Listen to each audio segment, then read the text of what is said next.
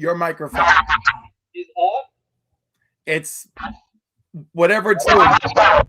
Let's try this again. I know what it is. Bam! Is that better? Oh, thank God. So I have like multiple connections. So I guess the other microphone picked up, and that's why it sounded the way it did. So, but we finally made it. It is the end of the year, and we did it. We finally did it, Cliff. We made it. This is our year-end show. Cliff, I've spoken to you throughout the week. I've spoken to you within the last 2 weeks about how big this show is going to be and how much time I spend on today's show. I must have called Cliff, I don't know how many times, 4 times. Well, today alone, I probably called you a couple of more times too. I'm just talking about today. Just talking about today. But we got a lot to talk about. And then Sunday, I'm in Connecticut and blowing up my phone. Anyhow. But before we get started with the show, it would be wrong to do a year end without someone. So, for those of you who may missed him, he has returned. Shane is in the house, and here we are. The trio is complete.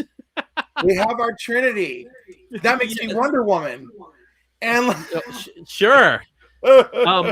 So what am I gonna be? Am I gonna be the Superman or am I gonna be the Batman? I think Shane's the Batman. I've seen you. You're gonna be Superman. I'm the Superman because my hair sometimes gets a curl. Sometimes on my comb, yes, I get I'm gonna let you have it. You're gonna let me have it.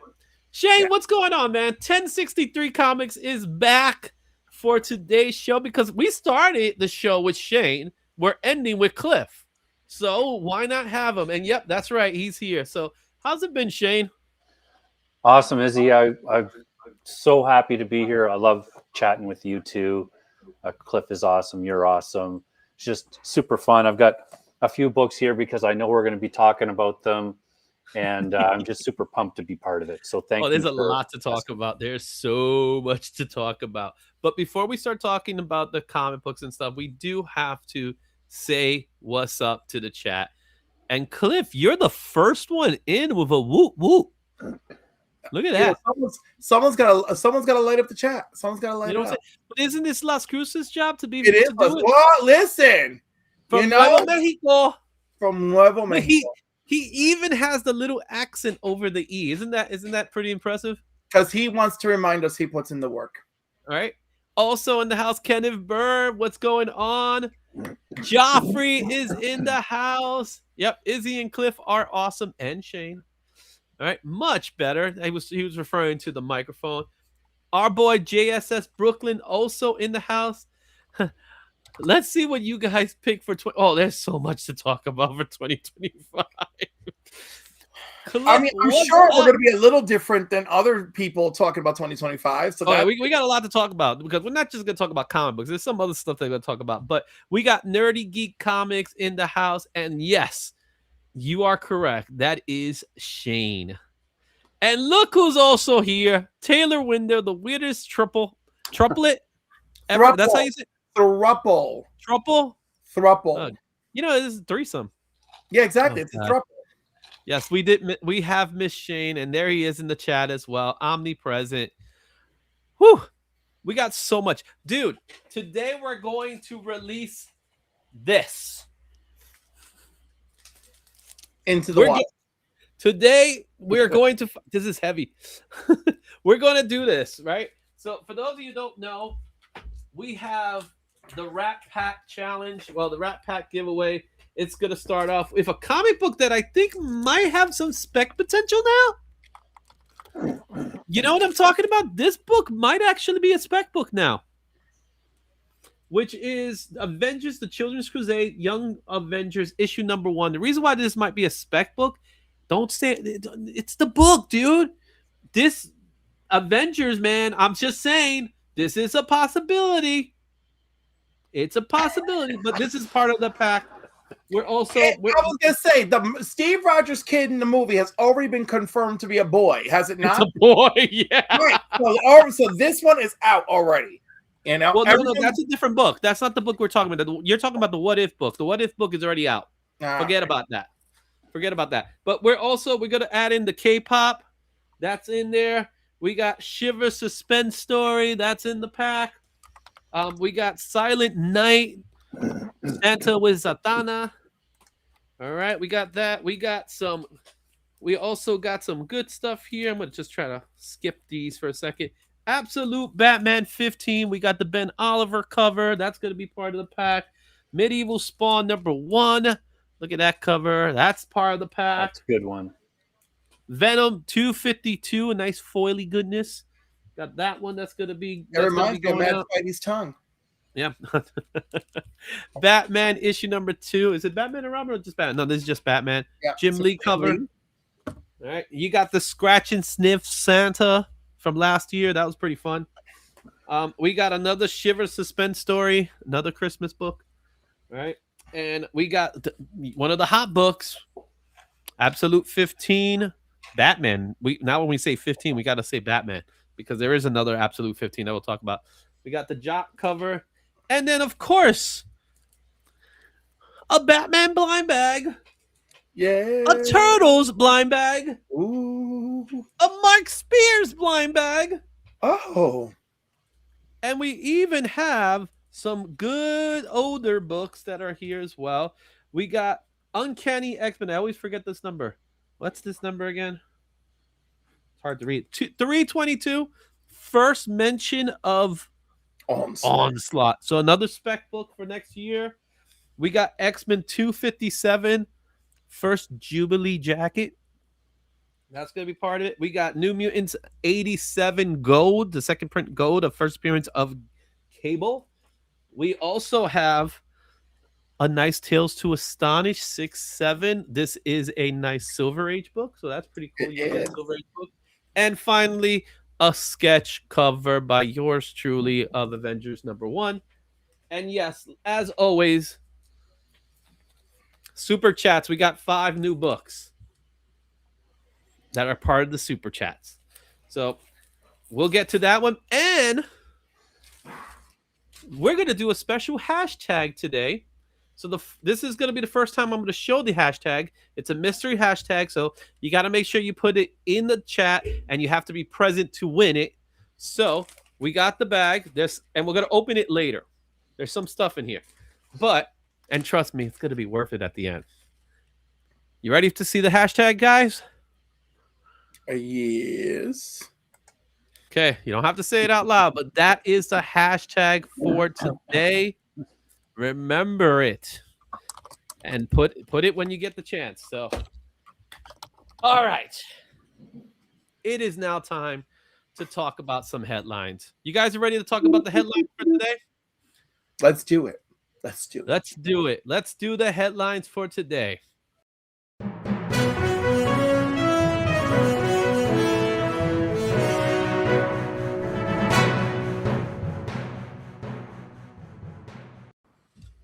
All right. Oh, look at this. I'm in the middle now. I love it. Yeah. Absolutely love it. Okay. So 2025 was a very, very interesting year. A lot of things happened in 2025. So we got a lot of stories to talk about. And we don't really have a lot of time because I am going to be in Cover Price later at 9:00. So make sure you guys check that one out. But let's start off with the first topic of the day. And, it just makes sense for it to be the first topic, right? Our first topic is going to be DC Absolute Universe, right? That was, you got to say that's got to be one of the biggest things. So let's talk a little bit more about it in the sense of now, what the all-in, what does the all-in initiative was. We're going to talk about the expansion of the universe and now some of the things that happened throughout the year. And finally, the new reader entry points, which I think is a big part of the Absolute initiative. So, you know what? I'm going to go with Shane first. Shane, talk to me. What was your thoughts on this whole Absolute universe explosion that happened in 2025? It's so funny that I'm here on the show at the year end talking about this because we had done so many 30, 60, 90s books of the week, and Absolute Batman was always up there. And we talked extensively about Absolute Batman, Wonder Woman, Superman, the original three that were in there. And it just did not stop. It kept going and it would be on the list. And then it seemed like, okay, all right, people, now finally this is going to die down. And it just went into overdrive. Every time I check the price on an Absolute Batman 198, it's going up. It's up near almost $600 Canadian now. Oh my goodness. You see, JSS is reminding me. Yes, I know. I'll be there. All right, Cliff, what was your thoughts on the whole the all-in initiative? So let's start off with that, right? Just like Shane. Oh, damn! You look at him with his, showing off his little book there. All right, talk to me, Cliff. Tell me a little bit about the All-In initiative, because it's not just Absolute. It was also part of the All-In initiative. And I see Marcus in the house right now. So that's something that I think it was a big thing for him as well. So, well, All-In has been excellent. You know, DC started the year off carving their own path with Absolute and with All-In. You know, and on the one hand, in the Absolute universe, we're seeing the building blocks of what world this is, this universe that Darkseid has created.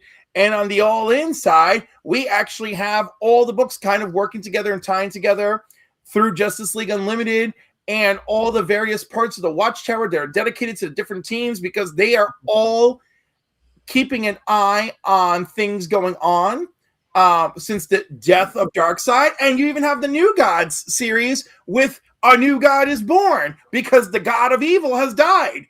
I mean, so yeah, it's been excellent across the board. This is 2025 was DC's year. Yes, absolutely. I'm not going to lie about that one. The other thing that was interesting is the new reader entry points.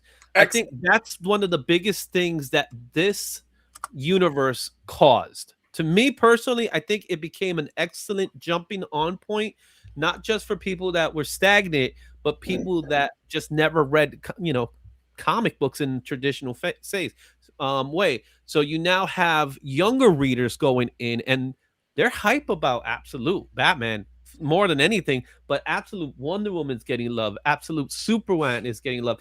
Absolute Martian Manhunter is getting love. Yes. So they're all getting a little bit of that same love, with Batman leading the pack. So Shane, what's your thoughts on that? It's funny because probably about just before it came out, so whatever the release date was for Absolute Batman 15, like a week before that happened, I'm sitting at home. My daughter comes back. She's 15. She walks in and she goes, "Hey, Dad, you do comic stuff?" And I'm like, "Oh my God." You think? What's this Absolute Joker? Do you have any Absolute Joker comics? And I'm like, what? Like, where? Like, who are you? Like, why? Why are you asking me? Like, yes, of course I have some. And she's like, yeah, I think that's really cool. And I'm like, oh my God, okay. This is never stopping. Okay, I got it now. It became a big thing. And there are other new readers that are part of it. And what's your thoughts on that, Cliff? So I actually talked with the owner of my LCS to be like, when did you notice the upward velocity, right? And he said, oddly enough, it's when people started coming in after the Superman movie asking about Superman comics, which he has never seen happen before. He's never seen people come in asking for comics because they just saw a movie. So that was something new and unique. And then of course, Absolute Superman is right there as a jumping on point for them. And they're like, well, that's neat. And then, there's an Absolute Batman. So he found personally there was some correlation between the two. But I just think the fact that there was so many entry points for everyone, they just full on number ones, they hired some of the best and the best. and it was mostly successful. I'm looking at you, Superman Unlimited, and it's been Well, great. Superman Unlimited, it's not the same as the rest, right? It's supposed to be like a quarterly series or something like that. No, Superman Unlimited is not quarterly. It comes out every month. It's just like It comes whatever. out every month. It just feels like it's quarterly. That's how much I pay No, attention to it. yeah, because that's how little anyone pays attention. It's like it's the worst book of the bunch. The only quarterly Superman book that ever existed in the past was Superman Man of Tomorrow. Mm-hmm. Which we saw a spike in issue number 1 this year just because of the name of the book. Ha ha. But yeah, I mean, I don't know what else to say. I'm very happy with the new readers. The influx of new readers is great. It's genuine. It's vibrant. I love that. All right. So let's move on. Let's give Marvel a little bit of love. But Marvel, let's be honest, Marvel didn't have that much of a great year. But one thing it did have was it had a crossover event with DC Comics. And it's the first crossover event of its kind in 20 years. It was exactly what we just mentioned, Batman Deadpool event. It was fun. It had a lot of good stuff in it. It had so it was a one-shot success. So Marvel did their version, DC did their version, and as a result, we also received new characters, right? Some new amalgamate versions of characters. My personal favorite, of course, is Logo. How could you not have?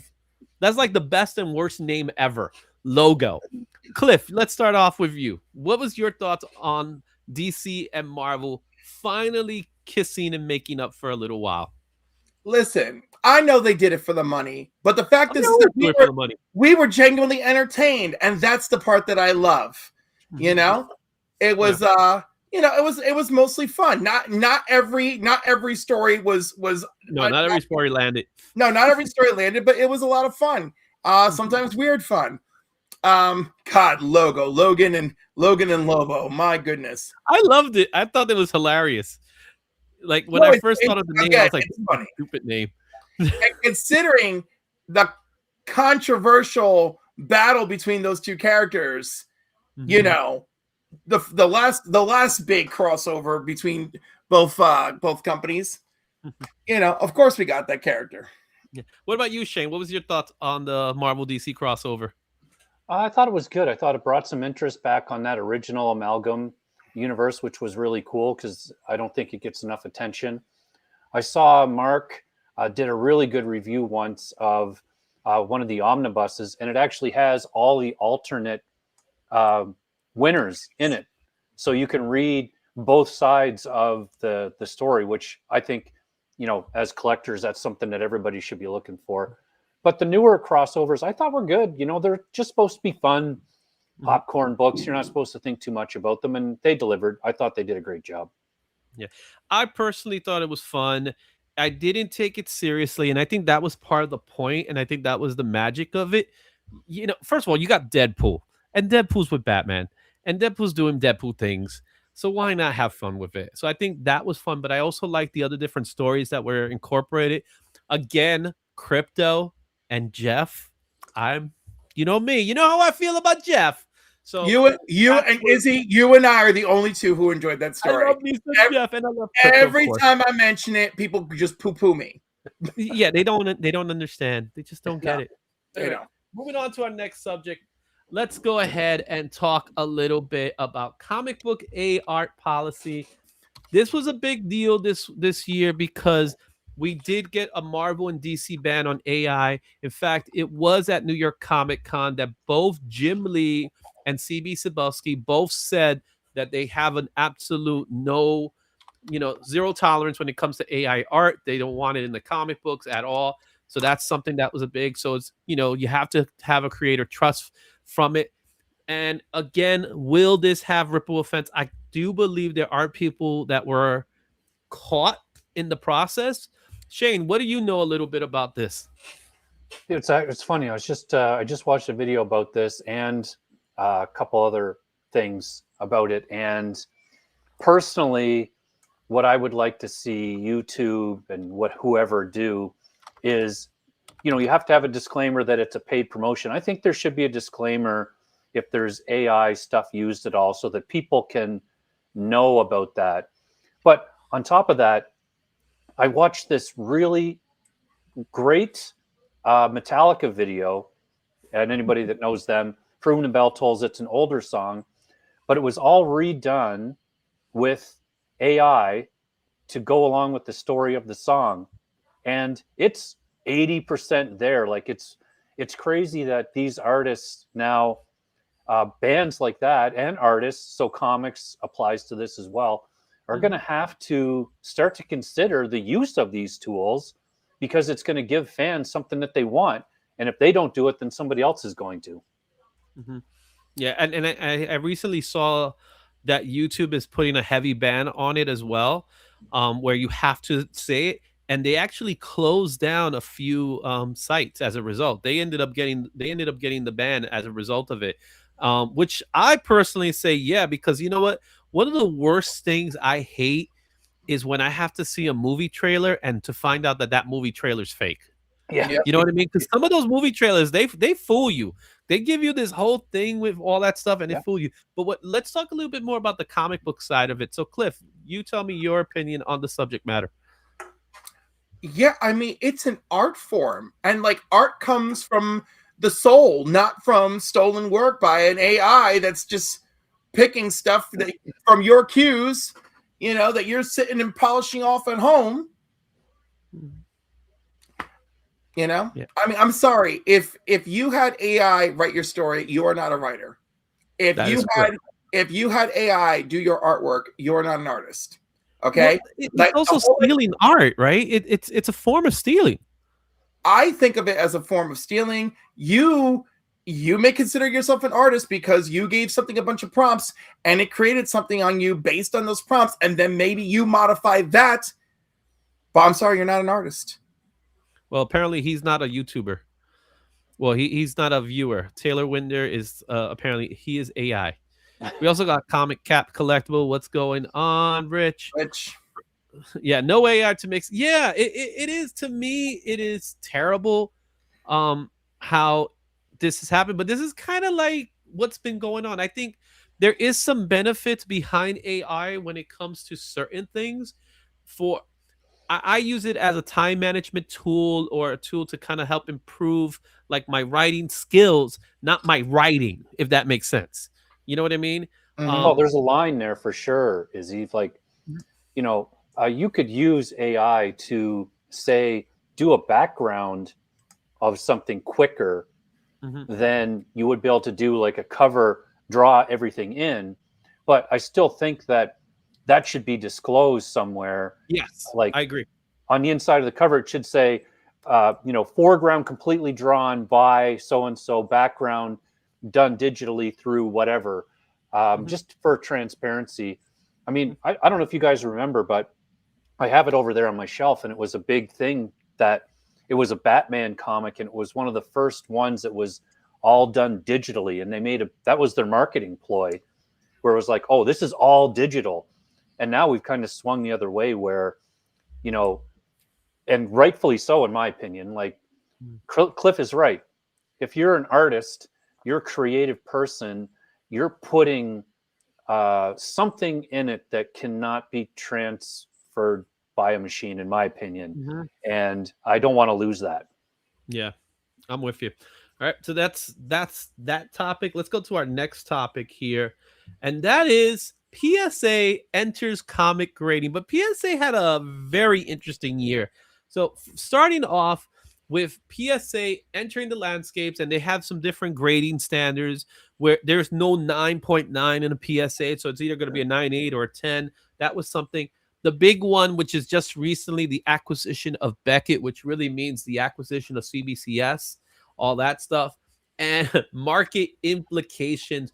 We're starting to see sales of PSA comics, but we're also seeing scandals already forming within PSA. So I'm going to give it to you, Clef. Talk to me a little bit about what you've heard about the most recent stuff when it comes to PSA and really the scandals that are going on. They have a more recent card scandal that I'm aware of where someone basically bought a better grade on their cards, and they just tried to say like it was a mistake. And the thing is, like, they've had issues in the past with the card thing. So I was like, well, I don't know why I'm suddenly just supposed to magically just trust them entering the comic book arena, you know. Logan Paul. Stick to wrestling, Logan Paul. Stick to wrestling, my dude.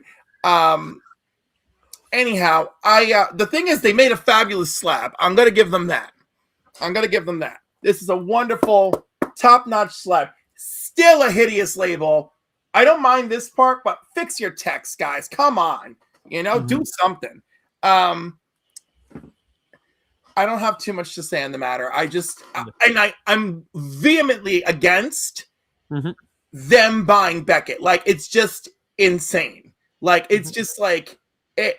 I don't know. Why do we have monopoly laws? I don't know. Clearly, nobody understands them or implements them. Well, it's all who pays the most, right? It goes down. So Shane, I know you recently received 6 feet worth of CGC comics, and I'm not kidding when I say 6 feet. Talk to us a little bit about you. You're a person that grades your comic books, and now that PSA is in the mix, are you considering? Are you thinking? Are you sticking with CGC? Are you going to try PSA for anything? It's one of those things where I'm kind of sad because I wanted to ask Cliff, because I have my very first order was through CBCS because they were all signed books, and at the time CGC didn't do it, and it is a far superior slab in my opinion than a CGC slab. But I haven't seen in my hands a PSA one. What am I going to switch? I go where, like, personally, like, I have 50-50. Half of the books I have graded are my personal collection, and half are for trading or selling or whatever. And it's still the case that if you're trying to make money, you have to have CGC. That hasn't switched yet. Not to say that it's not going to. I'm sad to see CBCS goes. I think they're going to be out of business within a year. They'll be gone, in my opinion. Well, CBCS, there's no reason to have it, right? When you're doing it already. Like, that part doesn't make any sense to me personally. So, yeah, and I think the whole acquisition is interesting, but it's kind of like, it came a little bit as a shocker, but at the same time, you kind of saw the writing in the wall now that you look at it.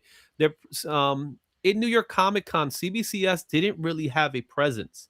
And that has to be because they were probably already in discussions. So is it sad that they're gone? Yes. Things about PSA I do like. Like we've all said, we all agree, the slab in itself is a more sturdier slab. Has some weight to it as well, right? Right, Cliff, you're holding it. It has some weight to it. You feel this. You feel this slab. The other, and if someone tries to take it from me, I can assault them with it. I mean, and it'll still be intact, right? Yeah. So there's that going on. You got the no 9.9, which I think is interesting, and I think that's questionable as far as looking at other grades goes. Like, what does CGC do with that? Because now CGC is now thinking about, they're not getting rid of the 9.9, but it has changed a little bit of how they're doing things. So I think it's really interesting what's going to happen this coming year with PSA, and really how long is it going to take before CBCS is fully gone? You know what I mean? So the acquisition is going to happen. It'll probably take a couple of months before it's fully done. But then once it's done, because they're saying they're going to keep CBCS intact. That's what they're saying. But honestly, there's no reason why you should keep it that way. You know what I'm saying? That's my take. So we got our chat of the day. Nerdy Geek Comics bringing in the $10. So Nerdy Geek, as you've watched the show before, you get to pick a letter between A, B, C, D, or E, and we're going to add it into the pile there. Okay, so Nerdy Geek, when you get the chance, let us know. But thank you so much. Happy to see Shane back. Please come back for good. Shane, they want you back, man. I want you back. I want you back. I want you back. Anyhow, well, I was gonna say we'll be the power thruple of Tuesdays. All right. So let's go over our next topic here to talk about, and that is this is the one that I call my fun topic. The Muppets take Marvel. So this is in conjunction with the 70th anniversary of the Muppets. They had a lot of covers, but more importantly, a lot of these covers ended up being, trending books. People started buying that Ruff the dog. They were buying the Miss Piggy as Spider Ham. They were buying the Swedish Chef. So that you had that going on. It was fun and nostalgic driven books. I missed out on a few of them. I did get some of them, but I couldn't get all of them. But for me, new readers and families were picking up these books. My daughter loves the Muppets, and she was actually really happy to see this. So, Cliff, I'm going to go with you first. Your take on the Muppets? Oh God, I mean, it was cute, but this is not for me. Like, that's it. I got nothing else to say. Like, was there one cover you liked? No, not even one. No, not for me. Not. What about you, Shane? Did you get you? I'm thinking Shane did pick up a few. You know what? That's a whole other story. But no, I'm with Cliff on this one. I love the Muppets, though. Right. So I'm not as harsh as Cliff is, like anti-Muppet as Cliff is. Oh, we got Dale of Suspense. Dale of Suspense is also in with the $2. Thank you, Dale, for coming in. And I see here that Nerdy Gig did pick the letter C. So, Dale, you get to pick a letter between A, B, D, or E. So, letter C. What's interesting about letter C is look at this. There's nothing in this, right? There's a reason for that. You're gonna draw something. I got me an ultimate endgame blind bag. Oh, why would you do that to somebody? It's a 1 in 100, and the spine is beaten to death. Well, we're gonna talk a little bit about blind bags a little later, but I'm gonna put it now in the bag and board. So whoever wins the pack will get this blind bag. I'm gonna tell you right now a little bit about this packaging, though. The packaging is very, very interesting, but we're adding this blind bag into the pack. So that's been added. Dale, you need to give me a letter as well. I don't know if Dale went with the letter D. So let's go ahead and grab that one. It's the reader copy. This one is solid.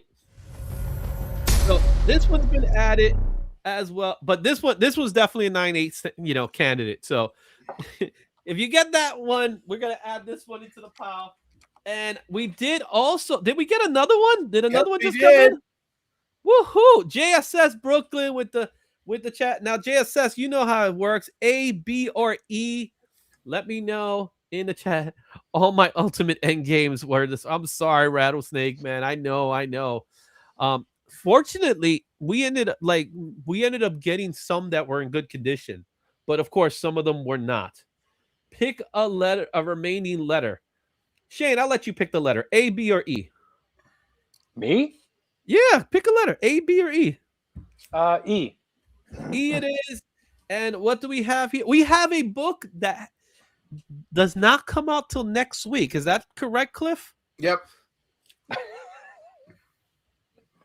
Absolute Batman Arkham. Excellent. This is, I'm not sure which cover this is, which letter this is, but we got your first take on an Absolute Arkham book. So that's been added to the pile as well. So we still got A and B left. So we still got 2 more to go. So let's move on to our next subject here. And that is talking about blind bags. The blind bag craze of 2025. I think blind bags were the craze of the year. Starting with the mystery packs, obviously there was a boom. It caused sales galore. Social media influences. So what was interesting about this, and this is what I was hearing a lot of, is that guys like us, YouTubers, were buying more of the blind bags so we could have footage. So there is some truth behind that. And of giveaways. course, retailer risks, especially when it comes to the ultimate end game. So I asked Cliff first, so now I'm going to ask Shane. What's your take on the blind bags? Oh, man. I'm kind of 2 thought processes, really. So I think it's great. It's bringing more attention to comics, which is what all of us collectively want, whether you want to admit it or not. I think that this little misstep with Marvel, like whatever happened at their printer or their packing, is not a good thing for it. I think it's better in small doses, like it is not a giant book. I like it when it's a smaller independent, like it's a great thing for Image or Dynamite. When you get into the Batman one or the KO one, I just think the print run is so high that your odds are so long to find something cool in them. Yeah, Cliff, your thoughts? Shane summarized it pretty well, but also I found that, because the creator-owned books had more creator influence and produced more exciting blind bags. Yeah, right. Especially with the Mark Spears, right? Mark Spears and Battle Beast both had direct influence from their creators. Monster and the Wolf and Battle Beast, and both. So they influenced that. We got cool stuff in there. You could get that gold foil Marvel team up reprint. You could get Battle Beast. I mean, there was cool stuff in there, and in fact, so cool that they're actually going back to reprint the Marvel team up because it stirred so much up. So I felt those did the most service to the blind bag, and then the others not so much. I see Dynamite jumped in. And now already we're like Image. Was it Image that did the $20? Stuff. Image did, but Dynamite did $20 ones too. Right, right. And Dynamite started with one that was not 20. I think it was closer to 10. And there's two books in there. The Dynamite book. And then after that, then they jumped to these $20 ones. And I do think you still get two books in there.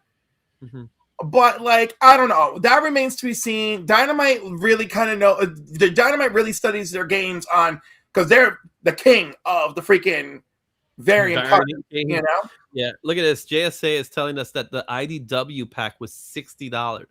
Well, that's another thing that was a big deal. So blind bags actually took over the cons, especially when it comes to San Diego and New York Comic Con. So New York Comic Con, practically almost every retailer had some kind of blind bag. IDW also had the Something's Killing the Children blind bags that had the flopped book. I picked up a Crow back, blind bag, which I really enjoyed. I liked it. But to a certain extent, I think the price is what's important here.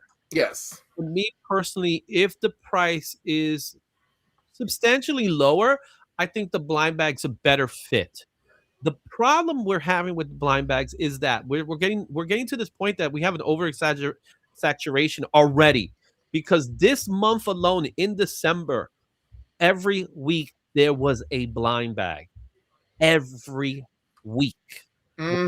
Even this week, which this week there was like 10 books in total that were at the shops. There really wasn't a lot this week, to the point that they were sending books for next week. That's how that was. And I think with what we're learning from the blind bag craze, because that's what I'm going to call it, the blind bag craze, is that yes, there is some fun behind the chase. Yes, it does skew the sales, but that's what they want, right? Marvel, DC, all the publishers want these sales. It's better for them for you to buy 5 copies of one book than to even buy the incentive. So what I do, I buy 5 copies of one book, because as a social media guy, I could do a video on this and we could open it up and see if I get the chase, right? So that happens all the time. And I think that's going to be the downfall of blind bags. I don't think blind bags is something that's going to last for a very long time. I think this is one of those gimmicks that when done in small doses, I think it'll be great. But now we're at a point that we're getting too many blind bags. You know what I mean? I mean, and I was gonna say we got January, February, March. We got blind bags galore coming. Yeah, and what happened with the Marvel books. Now, this is what I've been told now. So we went last week when we did the show. We witnessed Big Clutch opening his box, and that was bad. But they said that the problem happened even before the packaging. The problem happened because, and you can see in the book I just showed you, that the wrapping of the book itself was not good. And it actually that's what caused the spine ticks and damaged all these books. Now, there have been books that have been coming in at good condition, but the bigger problem is, how do you make the decision of whether this is considered damage if you can't open it up to find out? Oh, please, that's just BS, because they just don't want to. They just Yeah. I'm sure Penguin nor Marvel want to just get just sack up and take it. But Yes, take the hit. You did it. You know what you caused. Right. And also, we saw how these are packaged. Anyone who's been there to see your LCS unpacking books, right? These were packed terribly. A normal pack box is 2 separate piles. There's a divider in between and everything, right? This had nothing. They were just slapped together in a box and put inside another box to look pretty, but that box is still just right. I don't know. Even if it started before shipping them slapped together in a box helped no one. No one. So there you have it, blind bag craze. Let's go to our next subject here, and that is the movies. So this year was very interesting time for comic book movies. We see here that there was 4 major comic book movies that came out this year. From those comic book movies, they all had underwhelming box office in comparison to previous movies from previous years.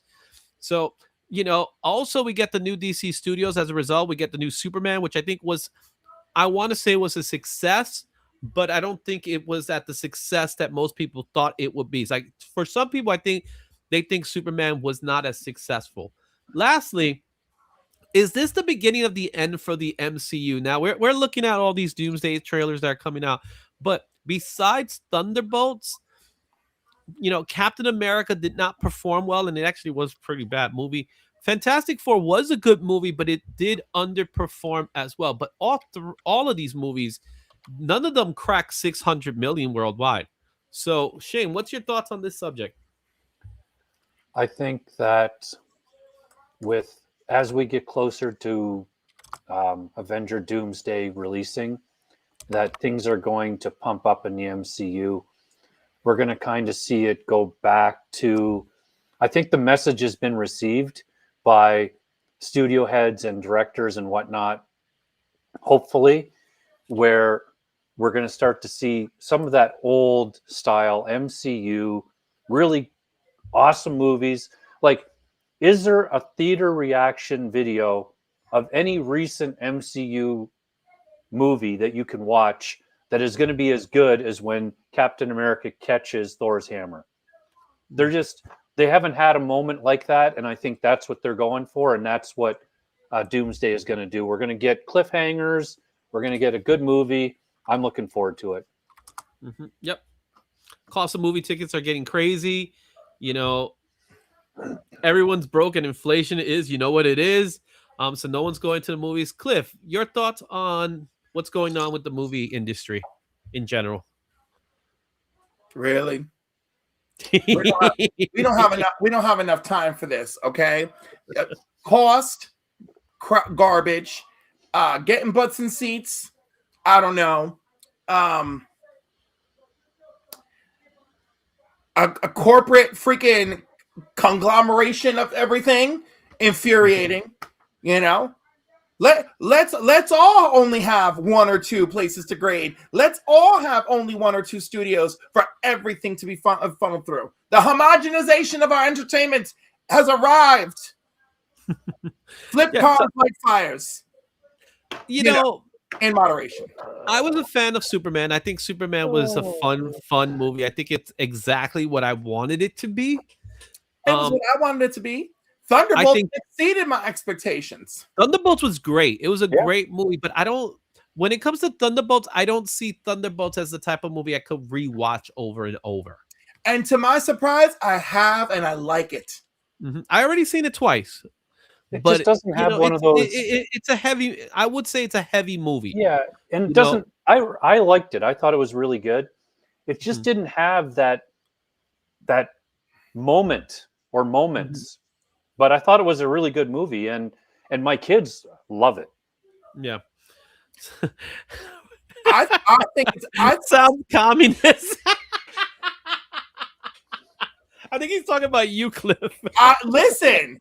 Oh no, I don't want all of my stuff homogenized and boiled down so that like what, I'm anti-capitalist because capitalists all want to be the 2 billionaires that make all the money. I was like, how dare I want to make some of the money? All right, I am not a commie. From movies to TV, let's go to TV now. TV was very interesting because we had some really good stuff and we had some not so good stuff, and we had some stuff that I think was much better than people even had a chance to get to, right? So when we talk about the TV shows that we've had, what were some of the best shows that you saw? What are your thoughts on some of the season finales of some of these shows? I didn't get to see them all. I did see from the ones I have here. I saw 3 of them. I didn't see Ironheart, but what's next? What do you think is going to be great for it? So we'll go back to Cliff now on this one. What's your thoughts? You missed X-Men 97. Well, the animated stuff, I didn't add the animated, but we could definitely talk about the animated stuff. And I think X-Men 97 was last year. You missed basically nothing with Ironheart. Other than Sacha Baron Cohen, it will probably make a fabulous Mephisto, and I hope we see him again. I hope so too. Yeah, Daredevil was more hit. I'm sorry, Daredevil was more miss than hit for me. Yeah, the animation killed it this year. Peacemaker, I loved. The second to last episode of Peacemaker, Mark said it best. Like, that's your finale. That was the finale. And then the next episode is like the epilogue. It really was. And Sandman was excellent. Peak, top tier. You know, God, why did that man have to be a fiddler? Good Lord. Like, oh my God. Sandman, so good. At the edge, like, when you start to play something and you just cannot sleep because you are going to sit there, you're going to watch it. Well, it is the Sandman. I don't care, right? It makes sense, doesn't it? Shane, what's your thoughts? What did you watch? Well, I mean, first I got to chime in on a couple of things with Cliff. We could have a whole show just talking about Sandman. Zombie was actually fun because that actor that played Dream is amazing. Yes. He is so good and so right for that part. I could have watched them do every single issue of Sandman with those characters. So it makes me sad as I watched it, knowing that it was ending and knowing we're not going to get any more of it. So yeah, I totally agree with Cliff on that. Ironheart, same thing. It was a whole lot of like, what the heck is going on with, oh, that was really cool. It just, to me, and I know that we talked about this, Izzy, way back when it was on. How can they make Iron Man, when they made it, whatever year that was, 2007, I want to say. Well, they were probably making it in 7 because we got it in 8. Right. Mm-hmm. So they make Iron Man, and then 20 years later, almost, we get Ironheart, and it looks worse. And you don't give me Armor Wars, which you promised me, which I really wanted that. I really felt our Ironheart should have led straight to an Armor Wars movie. Mm-hmm. It led to Mephisto out of all characters. I liked certain parts of it. I liked the ending. You know, we're way past spoilers, but I really liked how they twisted it, and you're like, oh my God, she actually did that. Like, I thought that part was cool, and it led to a lot of cool ideas they could have had. And you know, to have her kind of fight magic was a great idea too, because it's technology versus magic. There were some cool parts, but overall, I really like Daredevil. But I agree, animation was where it was at. Yeah, like Friendly Neighborhood Spider-Man knocked it out of the park. So good. I watched The Eyes of Wakanda. That wasn't so bad. That was good. It was, What If wasn't bad either. It was what it was. But What If, the final season of What If was not the one. Yeah, Yeah. the previous one was good, but it was like 1 or 2 episodes that weren't so bad, I think. With No, Well, I love the Hella episode. You know, Yeah. like Hella and freaking Mandarin, like having but a love Marvel story. Zombies were fun though. Marvel Zombies was super fun, and it think actually Marvel Zombies was were fun. played. A little Yeah, bit of so a the sleeper animation for was killing me it. was Killer of Killers, the Predator movie, which was amazing. It was Yeah. really good. Way up there on my list. So going back to Sandman for a second, because I want to get to Daredevil for a minute too, since we haven't really spoken about Daredevil. I was so satisfied by how they were able to pull it off. I was sad that they had to pull it off, if that makes sense, because that show deserved more seasons. But Oh, the yeah. fact that they were able to say, how can we cramp this all together in a way that's satisfying? And I'm amazed that they were able to do it. You know what I'm saying? Because Yeah. really, the first season was kind of like the first story arcs of like the first 15 books. And then you have the second season was like the last remaining 60 some odd books of Sandman. And they managed to pull it off in a way, but they were able to, they had to speed through it, and you could see it in certain things, especially if you read Sandman. Like his journey to hell in the comic books was amazing, and it kind of just went, let's take 10 minutes to make this happen. And because they had I to. think they did a solid job with it. They did. did. And they even did the high cost of living from death, the death story, which I thought was fantastic how they did that one.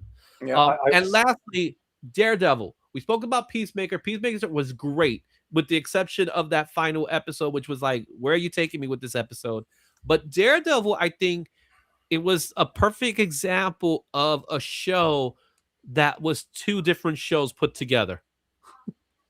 You know what I'm saying? Like the bank heist was completely different from what everything else.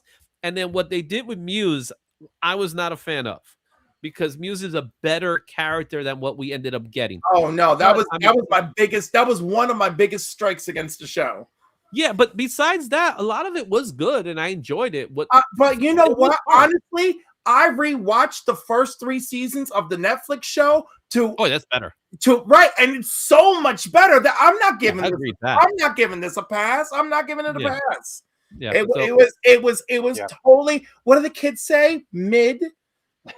yeah, It that was, really is the term for It Daredevil. was totally a viewing experience where you watched it, and even if you let somebody watch it that had no idea what was going on, they would probably describe it as disjointed and a little bit all over the place. Again, I think that if you could pinpoint the moment of MCU pivoting and figuring it out, like, hey, we got to veer off of this path we're on. We need to correct this boat. I think that Daredevil scenario is when it happened. Yeah, I think it that's definitely when that finally they're like, and the next season we're going to see a complete story, and I really do believe that it's going to be a lot better. Yeah. So yeah, it's gonna be fun. I think Daredevil season 2, well, Daredevil Born Again season 2, whatever kind of thing you want to call it, I think that was great. Peacemaker, I was so happy for it, but I'm concerned where it's gonna go now, if it's gonna go anywhere. I don't know what's the deal with Mephisto, and of course all the other shows we talked about as well. That's coming out. I'm not looking forward to Wonder Man, guys. Well, I'm apparently a little neither is concerned Disney. about that one. Yeah. Vision Quest, I'm excited for, but Wonder Man, I don't know. Again, Wonder Man, cool idea for a character, but not enough knowledge by regular people, I don't think. And But I think that's what they like. They like a character that they could play with. You know what I Yeah. mean? stick to the classics, in my opinion. You got to go back to what works. But I will say I'm super stoked for Lanterns. That's the one I'm really excited for as far as TV shows. All right. Let's go to our next topic of discussion. And really, we're done with the headlines, guys. We're going to go to our next portion of, let me just hide this for a second here. We're going to do our next portion here. 2025 was such a great year, but unfortunately, we did lose some amazing creators. So what we're going to do now is we're going to take a few minutes here to recognize some creators, well, a lot of creators that we lost, some of which you may not be aware of, because I did get an extensive use of creators, artists, writers, people within the industry, people outside of the industry that contributed to the comic book industry as a whole. So let's take a moment right now to remember those people we lost this year.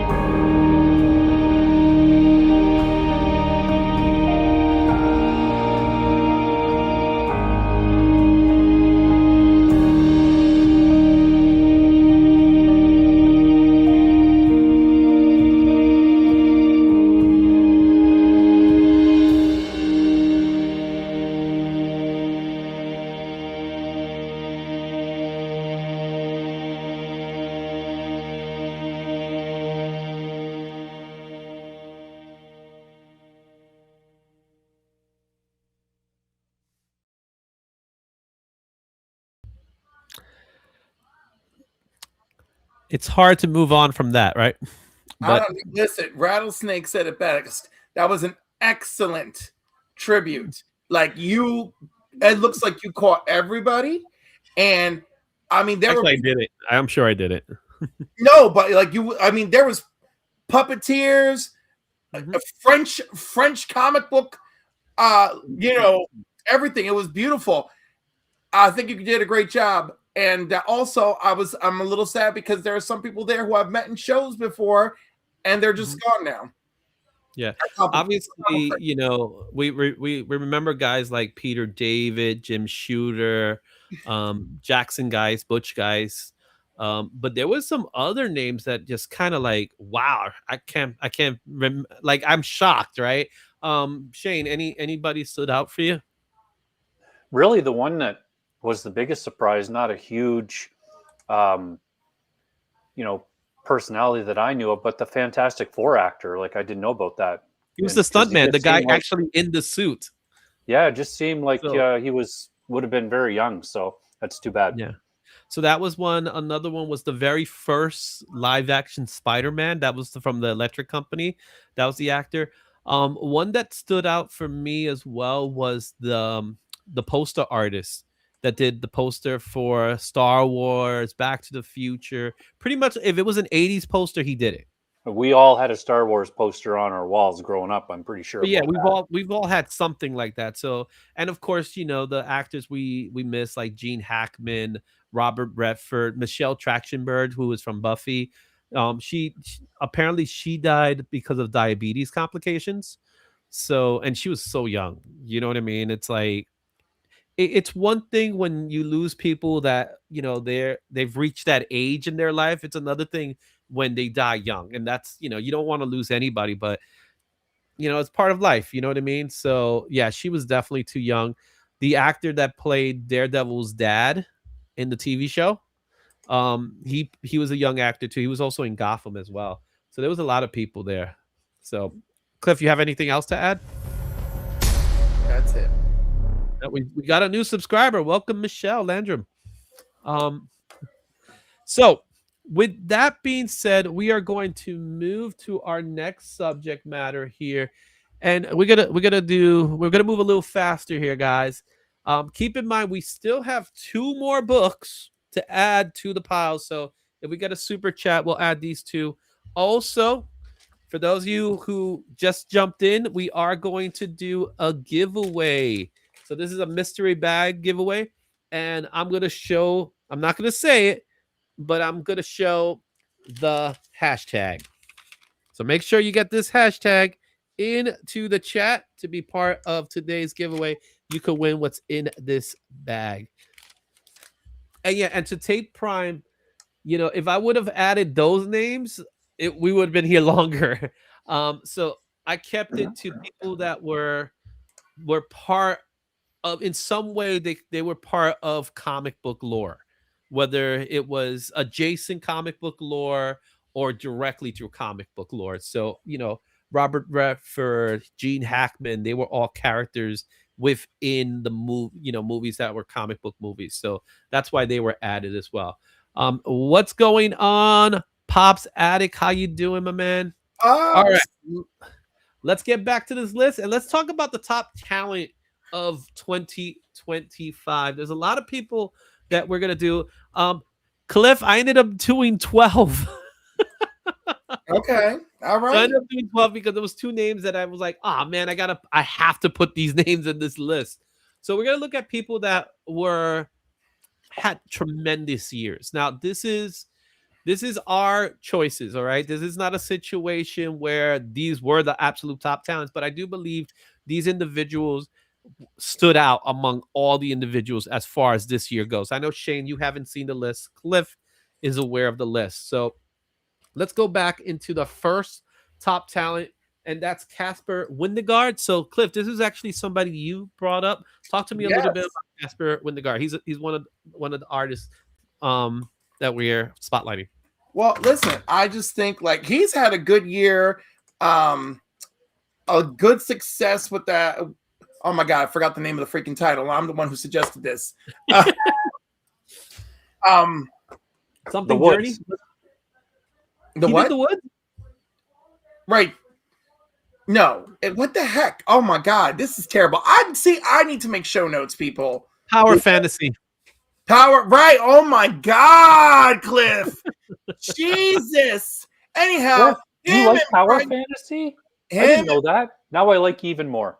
him, and Brian Cavon have crafted a wonderful story here, and it's definitely one of those things where the talents mesh. The storytelling and the artistic storytelling are wonderful, and I believe that Power Fantasy is of the Independence title. That's quite a hit this year, You were busy playing Fortnite. which I've never done. I've never even played Marvel Rivals. I just played had a brain Fortnite for fart, like and a I hate minute getting and then I old. stopped. I'm like, I just Hey, had a, did you see any of Casper Wingard's Winjagard? That's how you say it, Winjagard, something like that. I think it's Winegard, Okay. but Did you? I am You not said sure. something about Power Fantasy, so you've read Power Fantasy, but then again, this is Shane. He gets every book in the shop. Pretty much. I think Power Fantasy is amazing. I've loved it. So yeah, like if I didn't recognize the name as the person responsible for it, but I do like the art in that. I think it's a really good book. Everybody should pick up the trade and read it. It's a really interesting story. Our next person is a writer, and it really should come at no surprise. This has got to be Scott Snyder's year as far as what he brought to the table with Absolute Batman. We would not have Absolute Batman if it wasn't for Scott Snyder. I have to say that. He was able I like hearing Izzy pronounce names. You should see what I had to go through today. With his work in Absolute Batman, he did a change with Batman that was welcomed by some, maybe not some welcomed by others, but it left an impact. So going back to you, Shane, Scott Snyder. Yeah, I mean, I've already talked about it, with my friend here, but it's just a book that people have not stopped talking about all year long. And sure, the art has been consistent except for that one issue, which again, we've talked about, where it was a guest artist for some reason. It wasn't Dragata. But it's the story, the idea, and the beginning of that absolute universe where that's where Scott Snyder's work, I think, whether it was all kind of pre-planned or not, but that's where it really hit. And that's drawing in new people. Every month, people are going back and picking up those early issues or the reprints. Like, what are they at now? The 10th reprint or something like that? Yes, the 10th reprint. 10th printing. The logo is red. No foil, no bonus, nothing celebratory about it. I see you, Warner Brothers, soon to be Netflix or whatever the hell you're transforming into, your monsters. Now, Cliff, let's talk about. I want to ask Yeah, Cliff go ahead. one thing. Sorry, one thing. And you don't have to answer this now. We can talk. We can have another whole show about this. But have you pulled a cardstock cover off of a different issue 1 yet?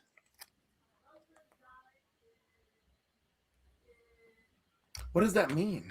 Well, you pull the cardstock cover off, and it's the regular cover A underneath because DC does that. There's no difference. Right. It's a double cover in some way. Yeah, it's the same exact book.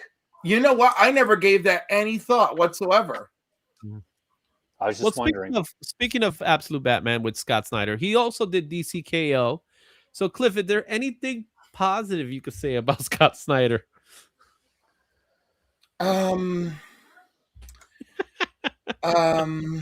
He's a nice gentleman. He is. Did you like DC? Do you like DCKO right now? Because that's the other thing he's writing. It's entertaining to a degree. I'm not thrilled with the execution. I love that he's inspired others to do such phenomenal work on titles such as Absolute, Wonder Woman, Absolute Superman, Absolute Martian Manhunter.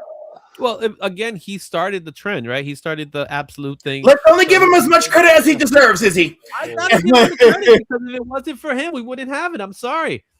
Okay, that's fine.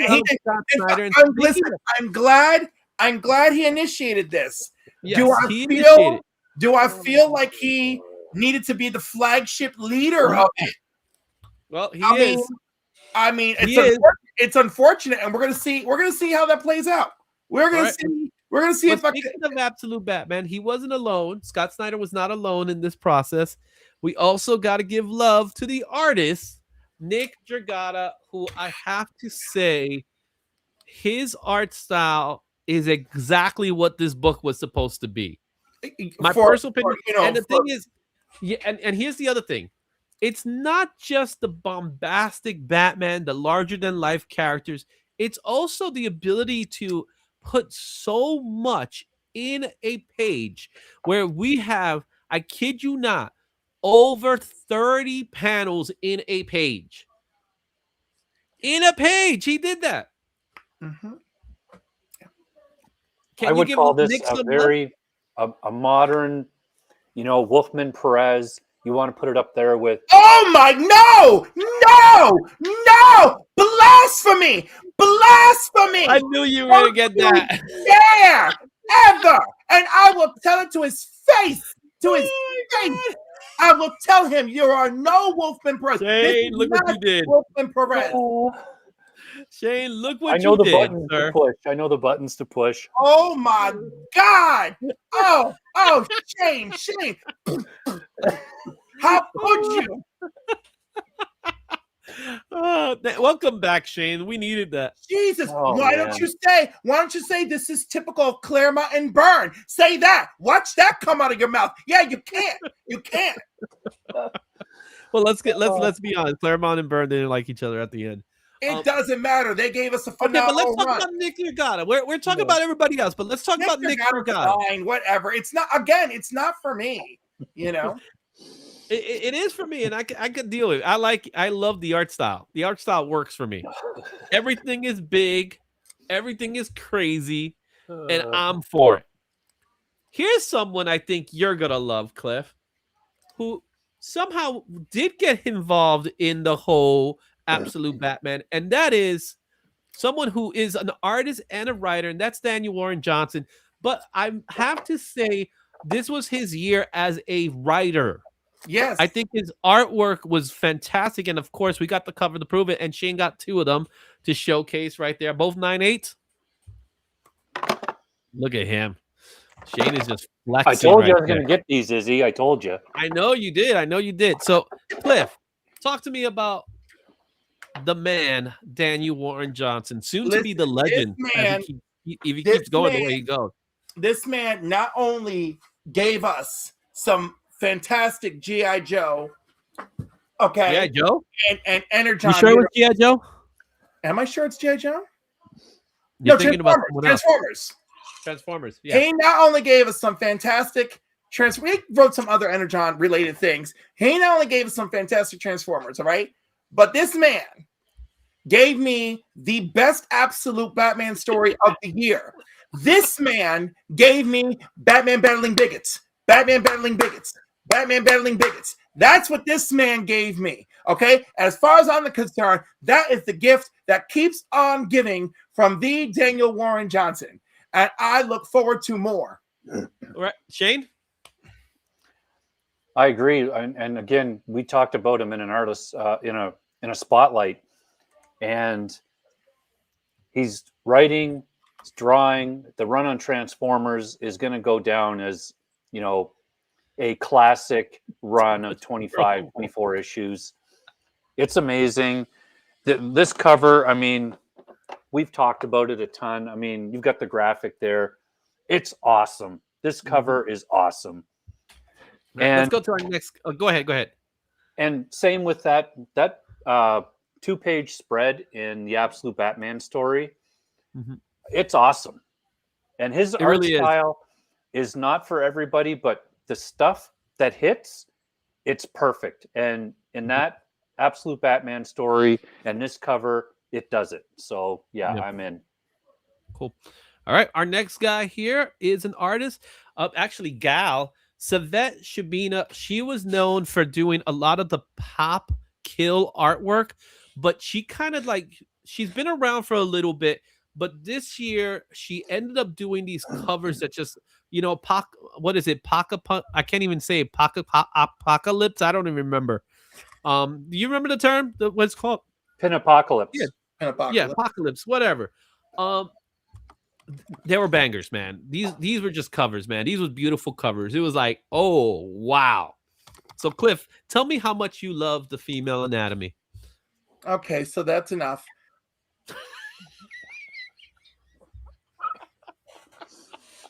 Oh. Oh, Shane. What about you? Well, I can never get one of these covers because they're always too expensive and ratioed. So I don't even think I own one cover by this person, unfortunately. I actually have a few of them. They're great. She's fantastic, and she has this way of using, solid, backgrounds to make it work. So it has a little bit of a fashion designer aesthetic to it, which I think is really great. And she had a phenomenal year this year with the covers she's been pulling off. So with that said, let's go to a top writer and someone who is absolutely a legend. But this year, he just proved that he still is. And that is Mark Waid. Cliff, talk to me about Mark. Okay, so Mark Waid is he is a light in my life in this industry of comics. I mean, this man gave us Kingdom Come, okay? And I don't, and I'm just never. He is doing phenomenal work, okay? World's Finest, awesome. He jumped on that Flash book and hit the ground running. Running as one does when you take over a Flash book. I'm sorry, Spencer, whatever your name is. I'm sorry. It needed an uplift. So going back to Flash, which was one of the early books he started working on as well. So that was good to see him. But even with the new history of the DC universe, I think Mark Waid just said, you know what? Let me do the Marv Wolfman thing with this one. But and I think he did a good job. He has been in the industry long enough that he can. He can do the Marv Wolfman thing and do it so well. I was very, very pleased. Like, this man is great. And I think he had a pretty great year in 2025 with the writing. He has everything he has written. I've been thrilled or very pleased. What do you got to say, Shane? Cliff's got it. Like, I'm not, I've read Kingdom Come, obviously. I skipped the new history of the DC universe. I have the original one. Just wasn't something that. No, do not skip this one. Shane, do not skip. Get it. Not only is it decent, the back of each book timelines the events and the comics that go with them. He's done a good job. I'll read it in a trade, maybe. Okay. Fine. Moving on to one of the phenomenal artists of the years. I think Jorge Jimenez, another artist, gorgeous, killing it. Gorgeous. Batman. When he was doing Superman, it was great as well. So talk to me, Shane. What's your take on Jorge Jimenez? I really like this new Batman run. I'm not super familiar with all of his past work, but everything in that book is really good. I really like it. And it's, I think that DC is definitely, for whatever reason, they seem to be ahead of Marvel. I wouldn't say they're ahead of Image, but ahead of Marvel for we need to put big talent, great writers, great artists on our main books. And pay them. And pay them. And that's how you get people looking for these absolute books and other books. Yeah. But and Marvel is not doing that really. So let's not forget, not only did he did Batman, Superman, he's also in the indie market with Nemesis. His Nemesis was great. Cliff, what do you got to say about Jorge? I love him. It doesn't hurt that he's gorgeous. I absolutely love his Superman run. Super Sons with Jorge Jimenez. Love that. I'm just so many things he worked on. Oh my God, I'm like all over the place. But yeah, no, he's great. Him and Matt Fraction are doing a bang up job on Batman. I cannot say enough things. And the fact that he got to do that Superman Spider-Man cover that's coming out in March. Oh yeah, they look great. And he's like, those are his two favorite superheroes. He could not stop talking about it on social media. Yeah, definitely great, man. Moving on to our next one of our top writers, Joshua Williamson, had a great year, especially on G.I. Joe, man. What he did on G.I. Joe, he made Cobra Commander evil. You know what I'm saying? And that's the strength of Joshua Williamson. Talk to me, Cliff. Talk to me a little bit about Joshua Williamson. Listen, I've loved everything. I like what he did on Superman. I like what he's done over there the Energon G.I. Joe side of things. Are we going to get a little bit of him on Void Rivals too, I think? I think so. There's a possibility. I don't know exactly. I can't remember exactly, but I am saying that this man has been delivering, and he better deliver, because I still hold Dark Crisis against him, and that's the only thing of his that I've read that I truly move on. Let it go. Everybody has their flops. Yes, well, it is a tremendous flop, and unfortunately, Daniel Samper's gorgeous artwork is attached to it. But that was a trauma for me. I'm still recovering, but he's doing great work. Top moment. Superman smiles when he reveals to Legion that they have top. Shane, what's your talk on Joshua Williamson? Have you been reading some of his stuff? So, listen, Cliff, Izzy, not a G.I. Joe fan. Never got into the comics. I watched the cartoon, obviously, because that was the age and there wasn't anything else on. But I happened to pick up Cobra Commander book, and it was awesome. It was so good. If you're watching this and you are like me, not a huge G.I. Joe fan, treat yourself, go buy the trade of Cobra Commander and Destro and just enjoy them. I did get the first few issues of G.I. Joe, but then stopped. Like, it's not my thing. But those two series were so good at developing that character. And again, the writing was excellent. It's really good. It's worth your time to read for sure. Awesome. All right. So let's go to our next guy here. And that is Dan Mora. Dan Mora, at first Cliff and I was talking a little bit about him. We said that the previous year he had a pretty stronger year. I think last year was a stronger year. But you know what? This year was just as strong. With the covers he was hitting, with the artwork that he's doing. Obviously, it's paying homage to the great Neil Adams. One thing I love about Dan Mora is that even though last year I think was probably a lighter year for him, I think this coming year, he's going to blow it out the park, man, with the stuff that he's pulling off. He's always doing the covers. He does two books at a time, which is also, you got to give the guy credit for that. It is really hard to do that. But Dan Mora, this past year, he was great. I think he's going to be even greater in 2026. What do you guys think? If anyone can do it, Dan Mora can. All right. He's got, look, December alone, the man had 8 releases. All right. Like, he's just getting good. It's good. That's the best part. Yeah, no, it is. He's getting warmed up. I love it.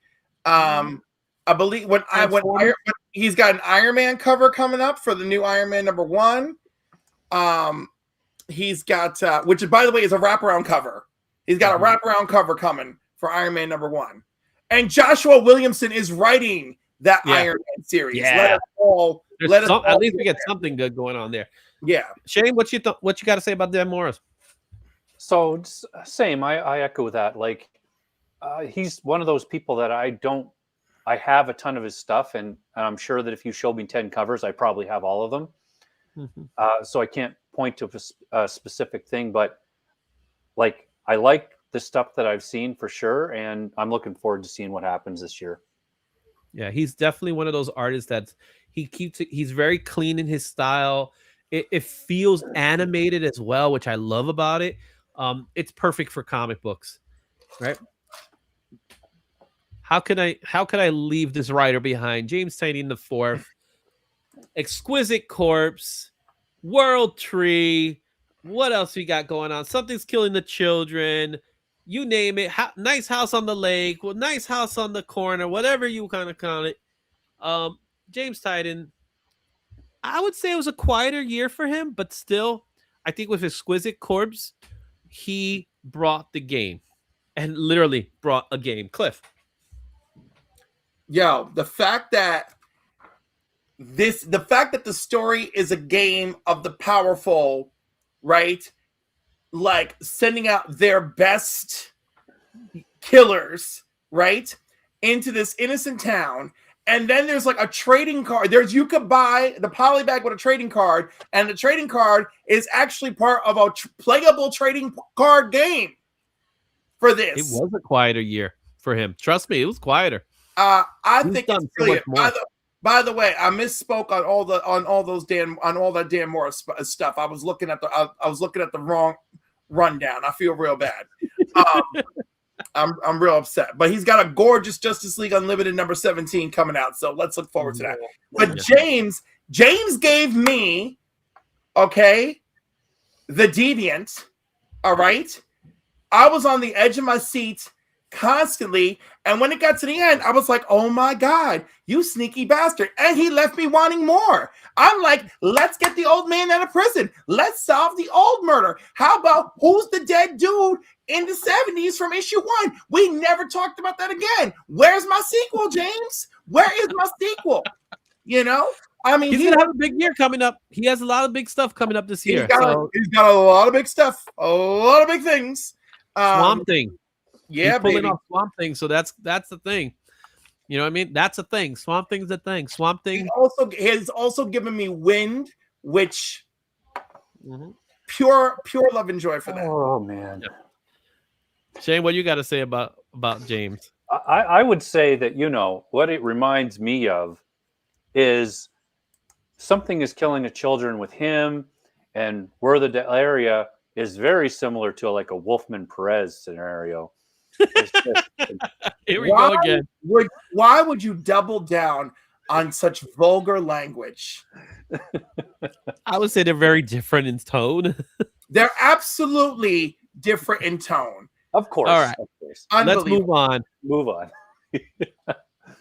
I love his stuff. How can we not talk about Mark Spears? Shane, I know you're having the drink, but you know this was Mark Spears' year. Oh yeah, and this is one of those ones that, you know, even though, you know, whenever it was that around July that I kind of stopped for a bit. Spears has been talked about every single week all year long, and that's not going to change. We keep thinking it's going to change, and it's not. Yeah, I still have these two things. I haven't even opened them yet. And yeah, like I love that series. I can't wait for it to come out in a trade so I can read it all at once. And I'm sure that he's going to do a lot of great things coming up in 26. Cliff?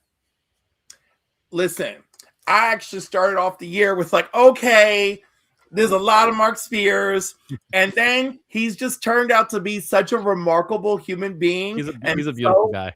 So humble, so full of an inner light that I'm like, Mark Spears, everything, everybody. I bought Wolfman. I even bought Wolf, whatever that was. Yeah, Winter Wonderland. I'm just saying, I bought Blind Bags just because I love this guy. He even said he wants to do more for C3 next year. I love him. This is his year, and I hope this is the rest of his life is this good, and that it's a long life, because you know we got another super chat from Papa Wheelie. Oh, Papa's trying to represent. We got two more to go. We got A and B. So Papa, when you get a chance, give me a letter, okay? All right, let's go to our next guy here because we're running out of time. But I think the last guy on this list is Rambi. To John's point, Rick Remender, tremendous writer. Mhm. Yes, you could write all you want. That's fine. But let's give some love to Ron V. So Cliff, give me some love for Ron V. I love Rom V. The Many Deaths of Layla Starr, which has been optioned. Okay. But the New Gods, this man reached into the fabric of the universe and said, there is something here that Kirby was desperately trying to do, and I am going to stitch a story together because the vacuum of the death of Darkseid needs to be filled, and we're going to tell a story about it, and we're going to use all of the fourth world, and I have loved it. There have been twists, there have been turns, there have been people on the run. It's been everything. Yes, more yes. Yeah. Everyone should read this. Yeah, New Gods is great, man. Shane, have you been reading New Gods? Well, I'm sorry to say that I bought the first few issues and then just stopped reading it. It would just whatever. But goodbye. So what happens with epic storytelling is sometimes it could just be overwhelming, and it could just make a person feel frozen out. So that's my way of telling you, you better catch up and get those books that you're missing. It's worth it, dude. It's worth it. Anyway, Pop, I believe that was everybody. And that was the top talent of 2025. Let me just hide this off for a second here. Bam. And Papa, he picked the letter B. And that's going to be some Patrick Gleason Foily. We're adding this to the pile. So that's happening. We still got one more letter. The letter A is still available. Guys, you're going to want this one. So we're going to add one. We need to add this one more in there. Jeremy Adams, another one that had a great year as well. And again, there was so many I missed out. I will open. No, we did. And we both met Jeremy Adams. He was fabulous. Fabulous. Yeah, I actually know Jeremy Adams. He's actually a friend. So with that said, we're moving on to our next subject because it's a big one. Let's go ahead and talk a little bit about what I like to call, and where is this thing?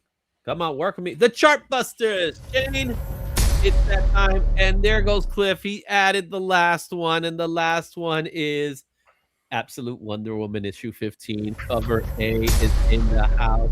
Thank you, Legion of Comics, as well. He got the other A in there. So we got all the books in there. Thank you, everybody, for being a part of it. We got a lot of big books. So let's start things off simple. We're going to start off with some modern books, right? We're going to start with the modern book age. So we're just going to look at the top seller of the modern era. The top selling book of this year, when it comes to that, will go to Amazing Spider-Man 667, the 1 in 100 Del Auto variant. This book sold for $31,200 on April 26th. It is also signed by Del Auto. What do you guys say to that? Cool. This book's a ghost, man. I'd buy a different book for sure. I'd get rid of this fast. Yeah, I mean, if I had 31 grand to play with, like, this would not even be on my radar. Not even in the top 100. What's interesting about this one, it's not like Del Auto's gone. He's still around. Yeah. I saw him this year. So, you know what I'm saying? Oh, we got another super chat. Thank you so much, from David. Yay! All right, so that's a big deal. This is the highest selling book of the modern era. That's crazy to me. The next book we're gonna look at, and like I said, I have to move a little faster now because I have to get ready. Is Copper Age. So the highest Copper Age book, it's gonna go to who you think it's gonna go. The Teenage Mutant Ninja Turtles, $36,000.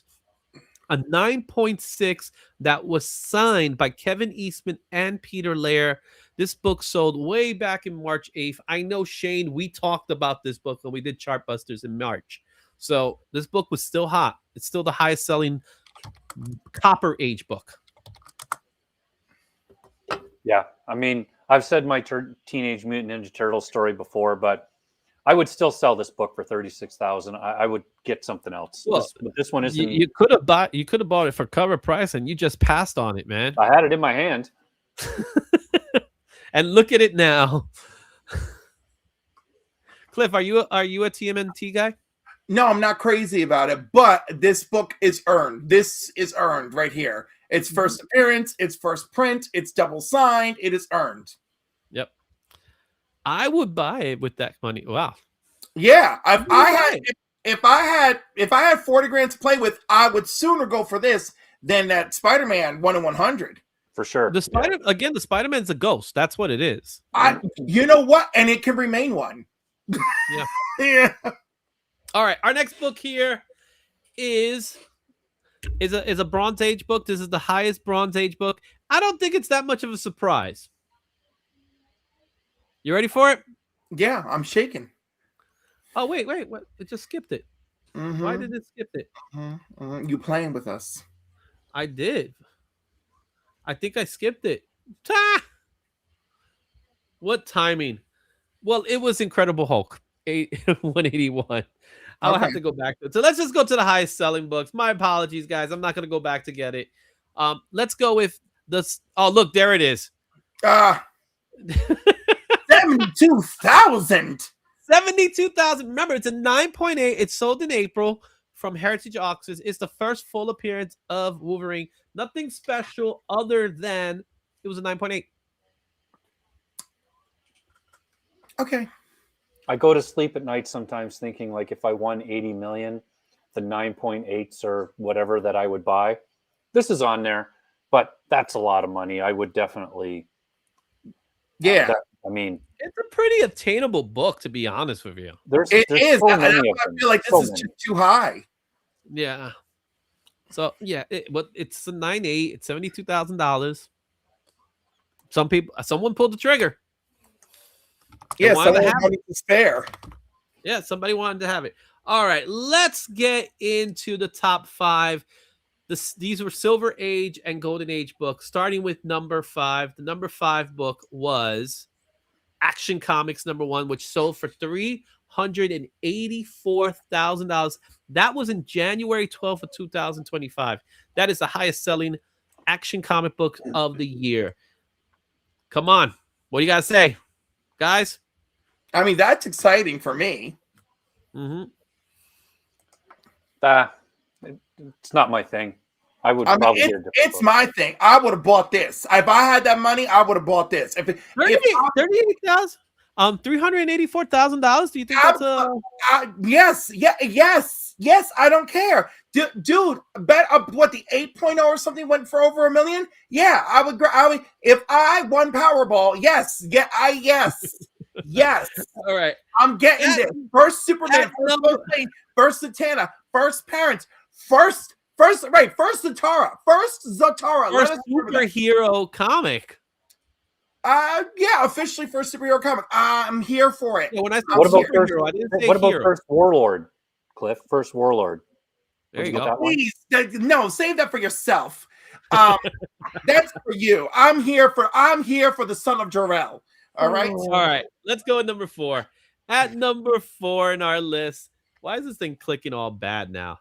At number 4 on our list is Flash Comics #1. This sold for $396,000. This was September 13th.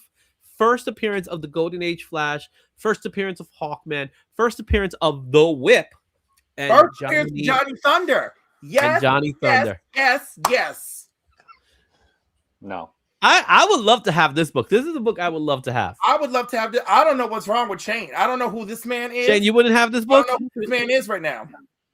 You have $400,000 when you get a Flash I'd Comics immediately sell it and buy some Marvel book. Wow, he said that's Marvel. Just insane. Yeah, this is comic book history. This is comic. It's a great cover too. And he's like, I'll buy some Marvel books. To me, it's a great cover. I love this cover. Marvel. Wow, 8.5. Like next one, Izzy. I can't. Next one. Okay, let's go to our next one. At number 3 in our list, we got a Silver Age book. And Shane, it's Fantastic Four #1. This one sold for an even $600,000 right when the movie was coming out in June 29. It's the first appearance of Fantastic Four. It's the first appearance of Mole Man. It is the first truly Marvel comic. Absolutely.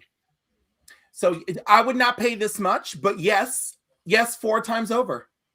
9.2 at $600,000. I honestly, now that the movie has like died down, I feel like I could do better than this for a 9. Shay, you think you can do better than this? I think so too. I think you'd be able to get this probably for quite a bit less, like probably even 400,000. I don't know about 400. 5 maybe. I don't know about 4.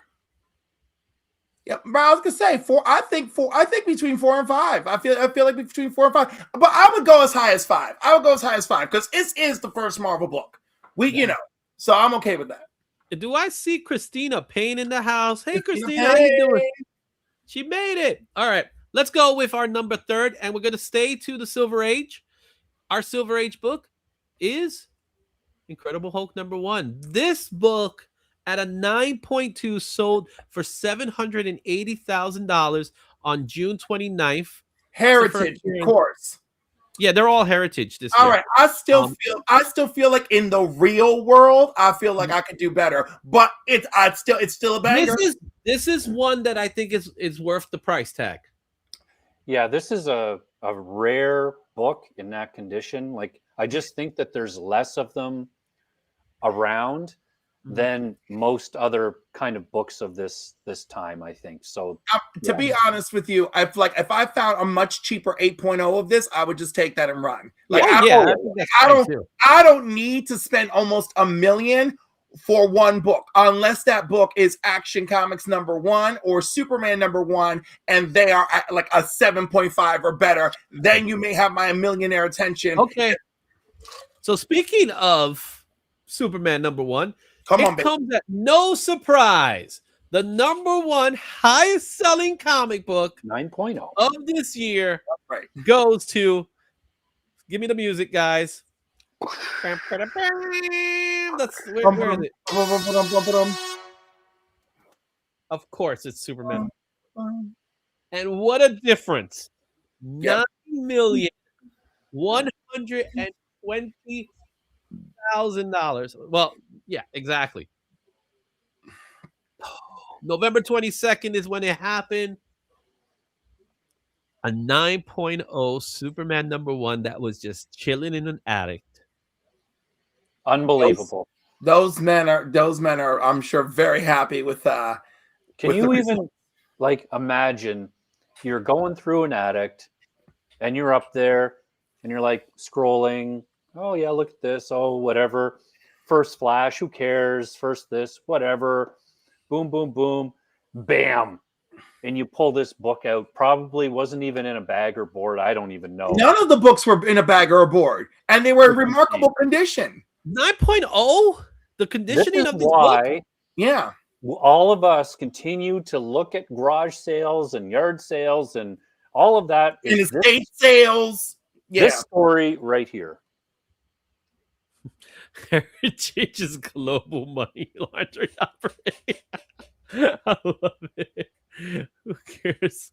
50K first flash. Yeah. What can we say that hasn't been said about this book, man? It is iconic. I like this cover more so than I like Action Comics #1. Oh, I just love this cover. Oh, I don't know. That's tough. The cover to me, I think, is more presentable to Superman and who he is than Action Comics Action Comics personally myself. I well, like that. Well, as far as the cost of the book.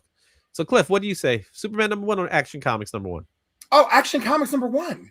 But why not give love to Superman #1? Because this is bull. Like, I'm just saying, like, it's Superman #1 and it's nice and whatever, but like if I had the money, it's Action Comics #1. His real first appearance. Lois's real first appearance. Okay? And then this book notoriously has second and third printings that have fooled people for years. So that's not helping the situation. Which cover do you like better though, Cliff? Action 1. Everything. Action 1 wins on everything. Everything. Don't hold back. Don't hold back. And there you are. Those were the chart busters for the 2025. Wow. All right, guys. We finally come to that point where we need to get to the top selling trending books of 2025. We got a little bit of time left, so let's do this quick. Ready? Speed.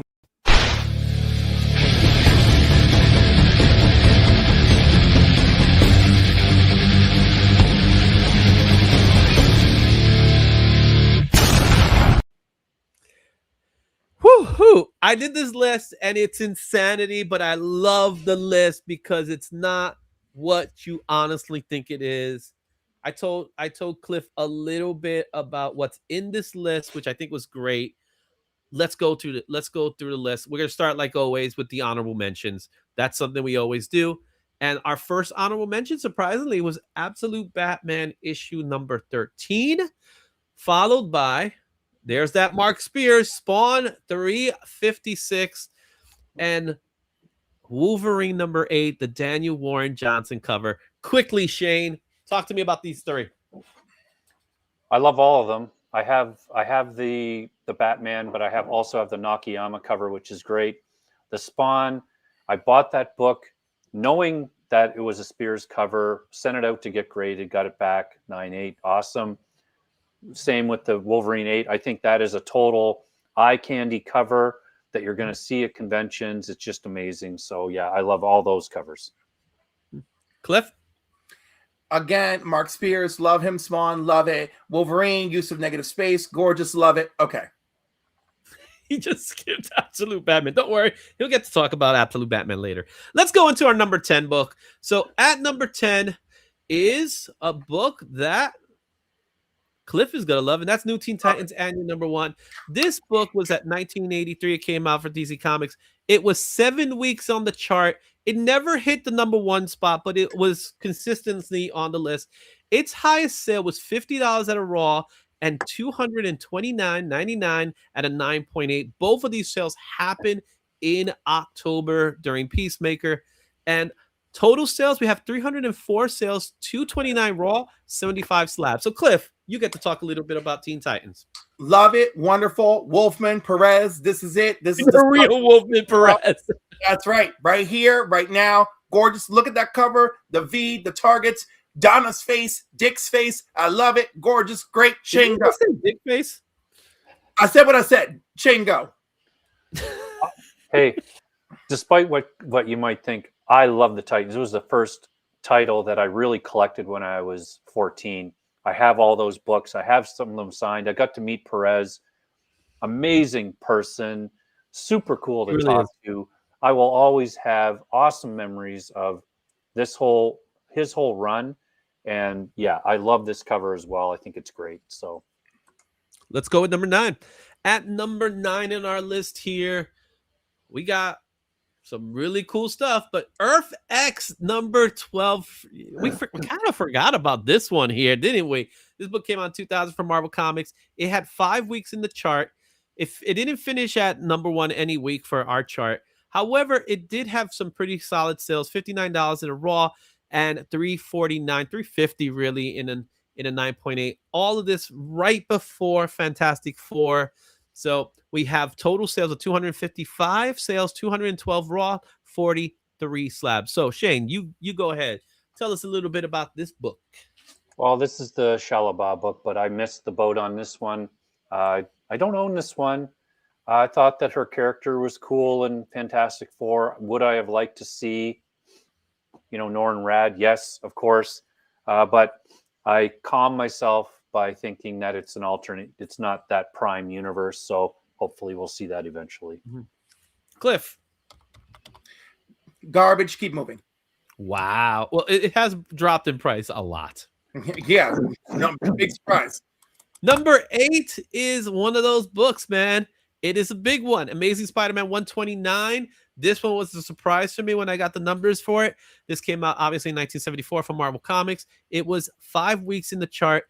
It did finish once at number 1. Highest sale, obviously big sales, $4,451 at a Raw. And last year, $19,800 at a 9.8. Those were the high sales of 2025. Here's where it gets interesting. We have 700 total sales, 190 Raw, but more importantly, 510 slabs. And most of that was at Heroes Con. What was that? And most of those were at Heroes Con. These are all sales that were done online, man. This is crazy. This to Right, me from is the 510 slabs. The joke is most of them were slabbed at Heroes Con. But I'm bummed. Okay. Okay, now I get what you're saying. Punisher love, and this book is gonna still command money even now. Mhm. Yeah, this is a book that if you're a Spider-Man fan or a Punisher fan, you just gotta kind of bite the bullet, watch for a while, and dive in because it is not gonna trend down a lot ever. It's gonna just go gonna up in keep, value because we got some more Punisher coming in it's this just year. gonna keep going. I sent mine away. I have a 4.5 of this, and I waited a long time to get it, but I'm super happy that I have it. And yeah, it's an amazing book. It's awesome. I just want to see them together in the MCU already. Do it. All right, number 7 in our list goes to Superman: A Friendship Unleashed. Number 1, obviously, this was the giveaway Milkbone comic book that came out this year for DC Comics. It was at the charts 5 times this week, finished at number 1 twice. Highest sales is $79.95 at a Raw, and that was in May. $1,009 in that was in June. That's crazy. It's total sales 313, 286 Raws, 27 slabs. Guys, this book is now going for $12 Raw. Mm-hmm. As Cliff would say, next. Mm-hmm.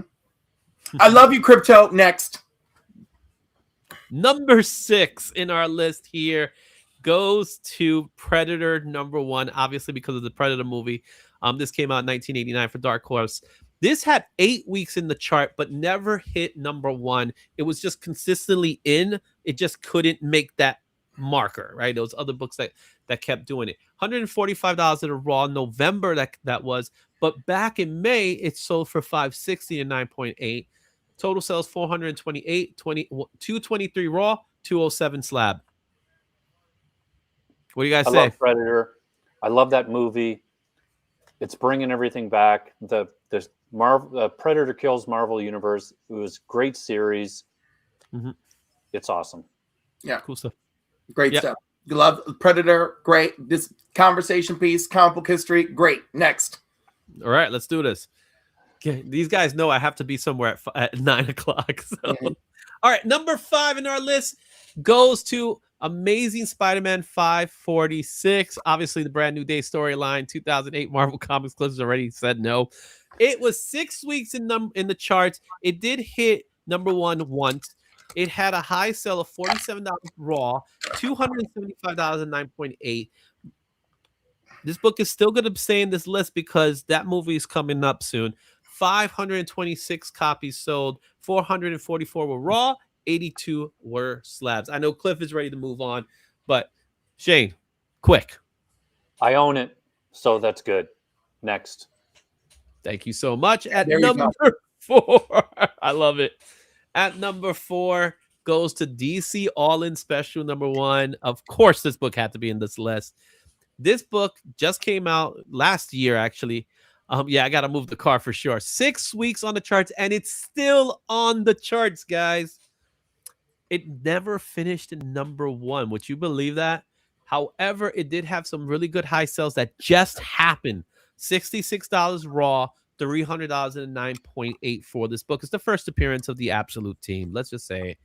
And we have 668 sales, 615 are Raw, 63 are slabs. Is there a more underrated DC book for 2025? I don't think so. Not anymore. Not anymore. So. I think people know about this book now. It's that book, and people are figuring it out. And we told everybody months ago that this is the book. It was a sleeper. It was definitely a sleeper, even though we knew. This book was sitting on shelves for months. Right. And it's still sitting on shelves in some places. Like in some places. I'm just saying, like, this book is like it because they're on the back cover. Mm-hmm. But like it's a cameo appearance of them. So it's still listen, I'm with you, but I am saying you know, I stand by why things catch fire sometimes is just fabricated FOMO experience. Number 3. Number 3 in our list, of course, is Absolute Batman 2025 annual. Daniel Warren Johnson goodness that came out in 2025. 6 weeks in the chart. It did hit number 1 3 times. Highest sale, $46 raw in November, 219 this week for 9.8. 1,176 copies. From that, you have 1,160 raw. 16 are slabs. Go ahead, Cliff, say it. Batman Battling Bigots, also one of the finest individual reads of 2025. Shane, go. I agree. Next. At number 2, could it be Omega Men 3? This book was super hot in the beginning of the year, and it started to gain traction again. In 1983, it came out in DC Comics. This was in the charts 9 weeks, and it did hit number 1 twice. We have high sales of $300 raw in January of last year, and also in January of last year, 459.8, 1,057 copies sold, 499 raw, 558 slab. First appearance, Lobo. Wait till that trailer hits. The trailer brought it back up, but this book consistently was selling throughout the year. Yeah. Hey, I got my copy hours before meeting Shane in person, so that was great. There you go. And can you guys believe what's number 1? I swear to God, if it's Absolute Batman number 1. Let's all say it together. 1, 2, 3. It has to be Absolute number 1. Batman number 1 is the number 1 book of 2025. Is it really a surprise? It was 13 weeks in the chart, and it's still in the chart, guys. It finished 3 times at number 1, but it was consistently in the list. And other books was like Absolute 15 was coming in and other things like that. $300 raw, 425 and 9.8. And we have 1,852 copies that were sold. Among them, 1,334 were raw, 518 were slabs. That's your list. That is the top trending book of 2025. No surprise. I gotta say, as more of a Marvel fan, I'm disappointed we didn't talk about my favorite series of the year. That didn't even crack the top 20, bro. It was the last year book. Makes me sad, but I understand. But I loved Ultimate Spider-Man. Right. Make sure you hit that like and Spider-Man 2. Like and subscribe, guys. It was fun, and we still got one more thing to do before the guys in Cover Price kill me. Run that giveaway. We gotta do it. We gotta do that giveaway. Remember, let's first do the hashtag. Hashtag Absolute Izzyverse. Is it? You put it in the hashtag, and we're gonna open this up for you guys. Go ahead, put that in, and I will get you guys here. But we are also going to do our race as well, so we got to do that quickly. So let me grab this here as we go there. Let's make sure I get this right. Because I gotta move. They gotta kill me over there.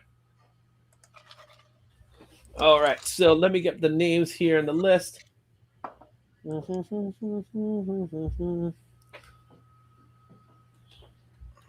off tomorrow? Guys, talk amongst yourselves. Talk amongst yourselves. Flash number 1 is neither a first appearance nor a DC comic. What's it gonna be? Look, are those real Spider-Gwen first appearances? Oh yeah. Edge of Spider-Verse number 2? 2. Nice. Very nice. I like it. I like it. Hyper Black. We got Hyper Black right that night. Got to make sure I get that name in there. Yeah. By the way, Cliff, I miss you. I miss you too, bitch. I love you. Legion of Comics made the list. When are you coming back to Canada? Oh my God. I don't know, man. Like, and it is so stressful. Just the planning just for freaking Heroes Con. And like, I want to do other things. And like, I'm really like, it's not even January 1st. And I'm already thinking, oh my God, do I have to like sacrifice Heroes Con so I can make everything else work? Like, that's like, I'm stressing out. My mind is already blowing the gaskets, you know?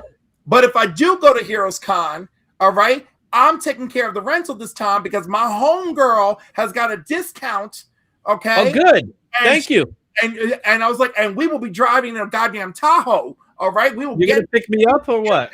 I will pick you up in the freaking Tahoe. I'll be like, look at us. Look, all this. Maybe It I'll might try be to go just this you and year. me though. Oh, You heard? Did we ruin Cuppy? No, we ruined it for. I'd have to drive and meet you guys and then drive with you the rest of the way, maybe. You you should. come down, you can come It'll down be a to lot us of and then fun too. And we could talk a little later about something else. Not All right, tonight. so I We got- got a show to do. Yeah, I know. They gotta kill me over there. You're always welcome watching here. that- yeah, it's happening.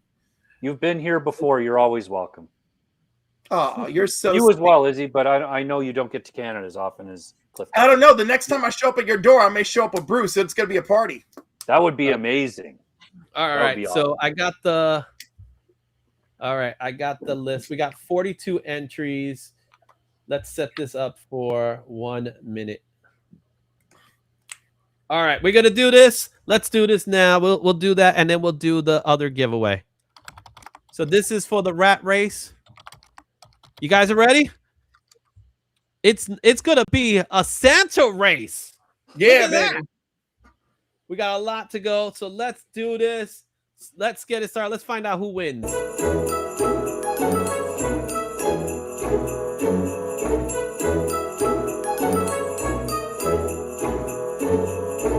Hashtag absolute Izzyverse.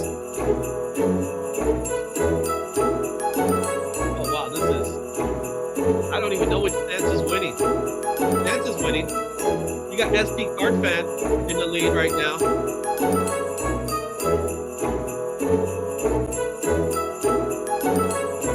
Who do you think's gonna win it, guys? I know Cliff wants to win. It'll be someone coming from behind. You know? It'll be fun, you don't know. Oh, there's Las Cruces. Oh. Las Cruces. Oh, 11 seconds. Now get serious. Oh wait, someone's coming in. Here SP comes Card Fan. somebody. SP Card Fan. Wow, congratulations. Now it's time to figure out who wins. Who is the winner of congratulations. SP. Oh, I gotta turn this music on. It's killing me. All right, thank you. All right, and the winner of the giveaway is the real James Willie. You won the giveaway. Congratulations, James Willie. Oh, okay. Oh, I was Right, so Tony, it's a little confused. different. Yeah, I know. Yeah, well, it's different. Okay. It's a little different. Guys, I gotta run. I love you all. Thank you, Shane. We gotta do this again. We will see you all next time. Until then, Excelsior.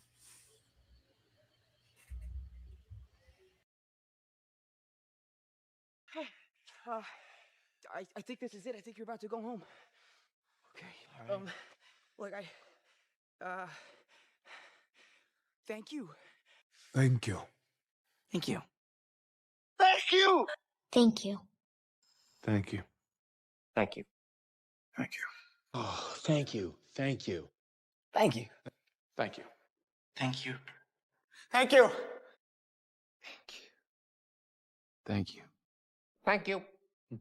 Thank you. Thank you. Thank you. Thank you. Thank you. Thank you. I never said thank you.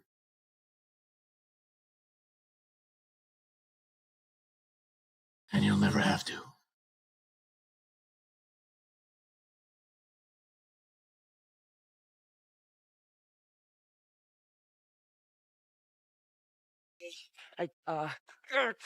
Thank you. Thank you. Thank you. Thank you.